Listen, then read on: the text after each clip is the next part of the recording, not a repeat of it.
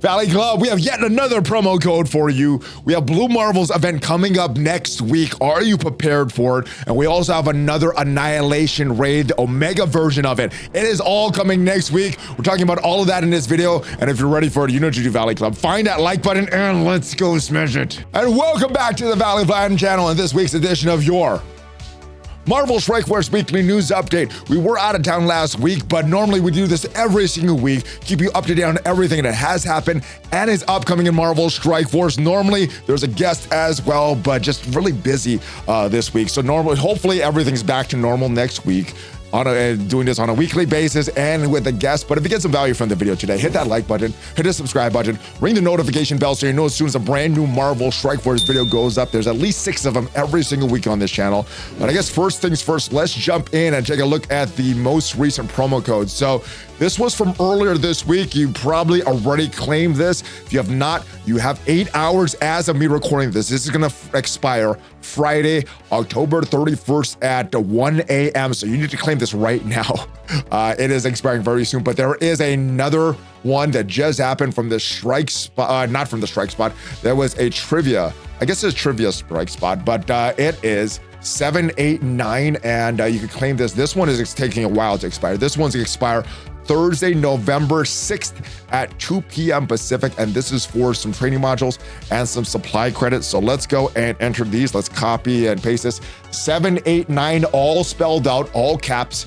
And let's claim this. And again, this is for some training modules and some supply credits. So make sure you claim this. It is going to expire next week, but obviously with all of these, claim them as soon as possible. But I guess the big thing that is coming right now, or at least coming next week, is the new raids, the Annihilation raids. They are coming next week.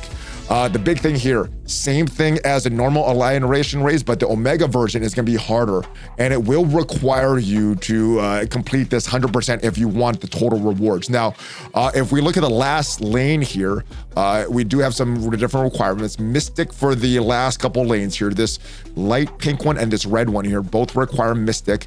And if we look at the requirements for that, at difficulty 10, which nobody is going to be able to do on day 1, requires the Immortal Weapons. Now, difficulty 8 and 9, either Immortal Weapons or Night Stalkers. And it does not say this in the blog, but I'm guessing that these red lanes are for gear tier 20. There's no ISO 8 requirements, so you don't have to equip purple ISO 8 on your raid characters. You don't, or I guess maybe level 3, but no level 4, no level 5 for your raid characters for this. So yeah, prepare right now. It looks at our alliance, I would consider us an end game raid alliance. We're probably going to start with either difficulty 8 or 9 on day 1 because yeah, nobody is starting on day difficulty 10. Doesn't look like we're getting the first member of the Immortal Weapons until maybe the first day of the month. Excuse me, not the first day of the month, at least the bare minimum of the first day of the month. Now, the reason for that is October 21st, Hellcat became available. Normally they wait 10 days between characters to release them. Well, the next character that we got was Zombie Kestrel, which could be a normal release, could not be a normal release. They did sell the character shards. There's no power cords that you could use to unlock this character. So I'm thinking that this was the release for the 10 days. It's a little sooner than the 10 days, which means that if they did count Kestrel, well, we're gonna have to wait another 10 days from Wednesday before they release Lady Bullseye. It doesn't look like that's happening though. If we went by the 10 days and did not count Kestrel, it's probably the 31st that Lady Bullseye is coming available. But since there was nothing in last week's blog about Lady Bullseye becoming available on tomorrow, the 31st, Friday, it's probably going to be sometime next week. So that's when the first character is available. And if we go in game right now, there is an event in preview, Lady Bullseye Unleashed. This is going to start in about a day. And this awards some red stars, some free red stars for Lady Bullseye, some free Lady Bullseye shards as well. It looks like pretty easy. Play a raid battle for some milestones, log in daily for some milestones. And you can get these yellow ones all the way down here with some premium milestones. probably going to be doing the same thing that like they did with Sebastian Shaw for these offers. And was it Living Mummy that had these kind of offers as well after you complete all these? So it looks like Lady Bullseye is the Sebastian Shaw / Living Mummy for this team. Looks like there's going to be some offers here. Just purchasing this will get you the extra 75 shards for Lady Bullseye. So I don't think it's going to be completable. The Annihilation raids, I don't think they're going to be completable on day one from anybody. But maybe in a couple weeks. I think our alliance is shooting for maybe Thanksgiving for difficulty 10. Let me know what you and your alliance are doing right now to prepare. So like obviously our alliance is not doing anything, but we're gonna try to do the highest difficulty possible. And when the majority of our alliance or everybody in our alliance has the immortal weapons unlocked, that's what we're gonna switch. But let me know what you and your alliance are doing, Valley Club. And no matter what you and your alliance are doing, if anything, to prepare for these new Omega version of the Annihilation raids, the Blue Marvel event is coming up next week. From the latest blog about Blue Marvel from a couple weeks ago, it did say that the event is going live November 3rd. It is for all players level 85 and above. And the good thing about this, if you want to start planning, there is a planner on the website right now for the target Blue Marvel. So you need characters with tier 3 ISO 8 level 5. You need level 4 in them as well, but they all need to be level 5. Again, you need Conquerors, you need non-mythic Cosmic, you need non-mythic City, and you need non-mythic Global. So great options here. The Conquerors trade, you have all the recent characters, and you can kind of double dip in the other categories here. So non-mythic Cosmic, you can use Conquerors. Non-mythic City, you can use Conquerors. Non-mythic Global, you can use Conquerors. So for the City section, or for the Cosmic section, Fantastic Four MCU is probably the recommended team. City section is probably the Insidious 6. Global section, not the Hellfire Club, is probably the Brimstone team. They're going to be a great, or they are already a great Battle World team and a great war team, the top war team. So yeah, that's probably who I recommend building. Again, Fantastic Four MCU type characters, and you can put in Blastaar and Quasar in that as well. Brimstone and Insidious 6 with Chakra and Vulture are who I'm recommending, because that's gonna give you the least amount of the least amount of characters upgraded. So that is the least amount of ISO 8.4 and ISO 8.5. Now in the game right now, there's only 2 days left, almost 3 days, but make sure you do this Blastaar event. It is pretty easy. If you have your Vigilantes built up, if you have your Fantastic Four MCU built up, and probably you want Quasar Blastaar, you can do this with only 3 nodes. What I did, actually, the event is still live, so I can show you all the mods that I have on here. Pretty much all the mods, 400 points of mods. We did not do the last 2. So Tactical Enhancement Tank, and I think Tactical Enhancement Blaster, what it's called. And then all the Experimental Serum, the Experimental Serum 3 and 4, we did not include those. So we had all the mods on except for 4, and we were able to use very, very easy getting past the first 2 nodes. Just use the Vigilantes, as long as you have them built up. And if you've been playing for a while, you probably already have them built up from previous events and from the raids. They could pretty much walk through this. You could auto through this with the Vigilantes. This node pretty much just used the 3 Fantastic Four MCU characters, Quasar, Blastaar, and was able to do this damage. Now, some people were not able to do this with one shot, had to bring in the Hellfire Club for the sacrifice.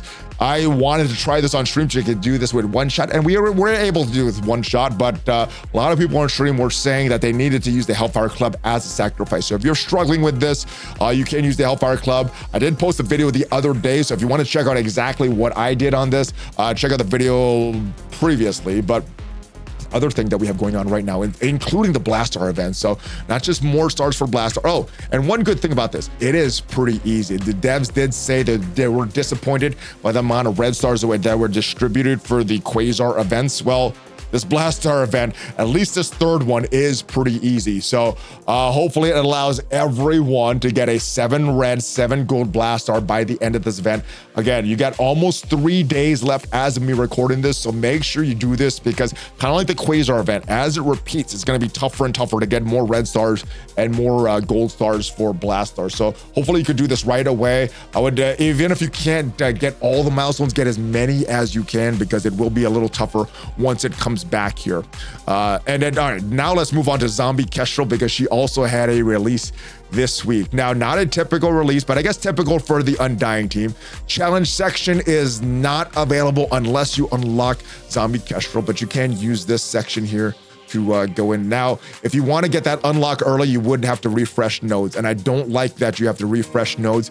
They did this with Zombie Juggernaut, I believe. I also believe they did this with Zombie Scarlet Witch, but I think Zombie Iron Man was just normal type of normal type of things that you didn't have to refresh nodes. You were able to use enough energy between nodes. So what I'm going to do, I'm probably going to do all my 50 core refreshes, maybe the 100 core refreshes. I am not sure. Some of the limited time event is making me want to get more zombie Kestrel shards, especially if you were able to see the full zombie team in action.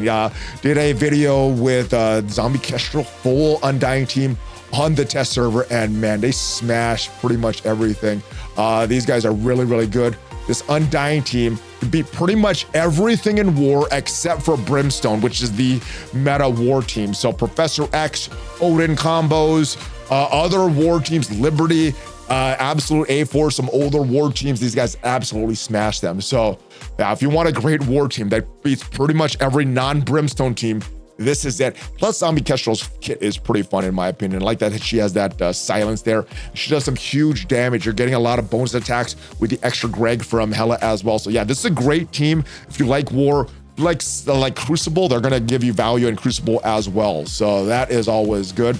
Next thing that is going on, I have not done this yet because this launched while I was away on vacation and just haven't had time to do this, but I love this. I wish I had more time to do this because I love the Danger Room. It is back and got some decent rewards in this. As I say that, make sure you do all this as soon as possible because this is awarding antimatter, and the antimatter store is going away next, or we're getting the new store, the Sigil store, coming next week.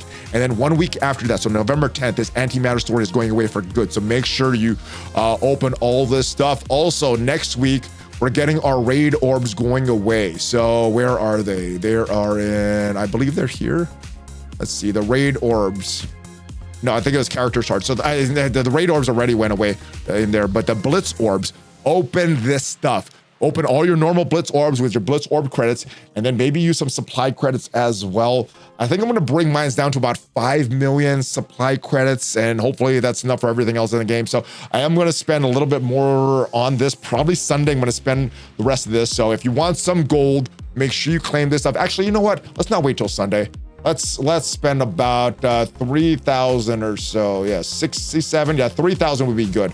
Let's see how much gold we get from 3,000 orbs. Let's go. I think it's a set amount actually, but it is 13 million. So yeah, make sure you get all the free gold, guys. All these, well, the ability to purchase the blitz orbs. There's gonna be no gold in it after this. So make sure you open this stuff. If you want character shards, you can get the raid orb as well with supply credits, but yeah, you're not getting any gold. So there's no reason to rush to open the raid orb, but yeah, big stuff there. Also, we got some milestones in the game right now, which are awarding some pretty good stuff here. And if you were a spender, there is a pretty good offer. Now, I already claimed it, but if you go to the offer section here, you'll notice an offer for the Blastaar. Let's see what the name is again. The Blast Core Orb Fragment. And it's a pretty good orb. It is $14. Now, everybody has different valuations of their money going, how far their money goes in Marvel Strike Force. Some people spend a lot of money and they're fine with it. Some people are very free to play, and that is how they want to spend in the game. But if you're a spender, a light spender, I would recommend this. $14 gets you this Blast Core Orb Fragment. And it gets you points, the milestone points as well, which means that you can get more ISO 8, the purple ISO 8, level 4 and 5. But what it does is it awards this awakened ability for Blastaar. And what this does, Cosmic Crucible offense, the primary target has Safeguard, reduce the duration of Safeguard by 2, immunity by 2, and taunt by 1. And it is only going to benefit it in Cosmic Crucible, but I like Cosmic Crucible. So I thought that was good. Now, as far as what is in that Blast Core Orb, let's go look for that orb fragments down here. It is towards the bottom here.